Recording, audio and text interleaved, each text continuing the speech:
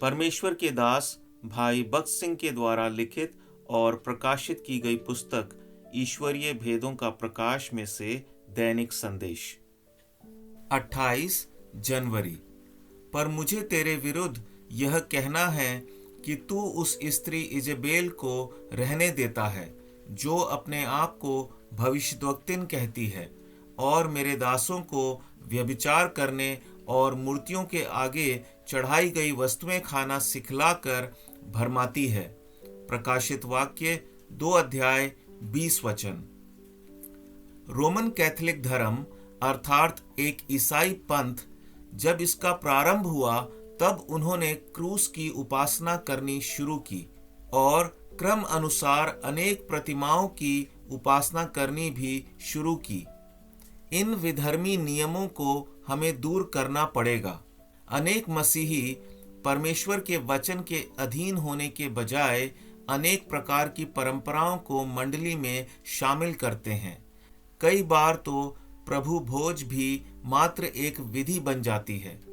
अनेक लोग पूरे वर्ष प्रभु के घर अर्थात भवन में नहीं जाते, परंतु ईस्टर अर्थात प्रभु यीशु के पुनरुत्थान की यादगारी का दिन, रविवार के दिन नए सूट एवं नए बूट परंतु नया हृदय नहीं पहनकर प्रभु के घर में जाते हैं और प्रभु की मेज में भाग लेते हैं। इसी कारण उनके जीवन में आत्मिक उजाड़पन आता है।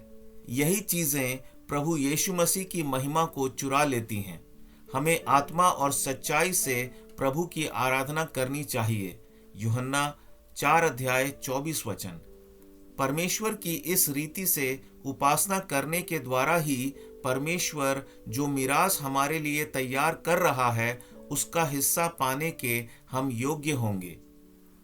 आत्मा में प्रार्थना करें, आत्मा में भजन करें, आत्मा में जागृत रहें। आपकी आराधना की सेवा सरल हो, अर्थहीन विधियों, परंपराओं और नियमों से मुक्त हो।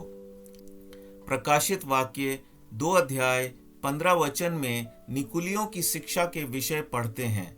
यह तो परमेश्वर की मंडली में मनुष्यों के द्वारा ठहराए हुए अधिकार लाने वाली शिक्षा थी। जो उपदेशक बड़ी संख्या में लोगों को आकर्षित करता है, उनकी लोग पूजा करने लगे।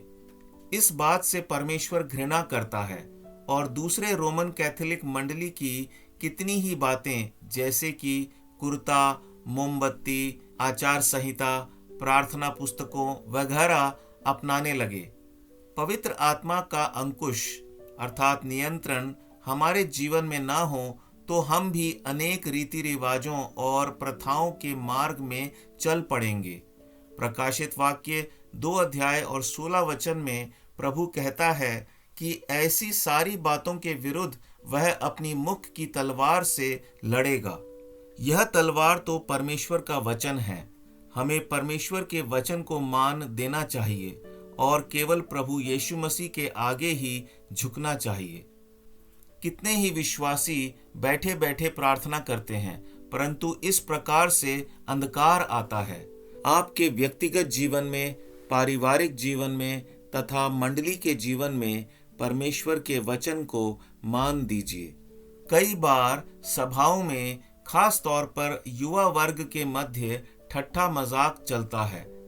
हमें उनको ठपका देना चाहिए और परमेश्वर को किस रीति से मान देना यह जवानों को सिखाना चाहिए।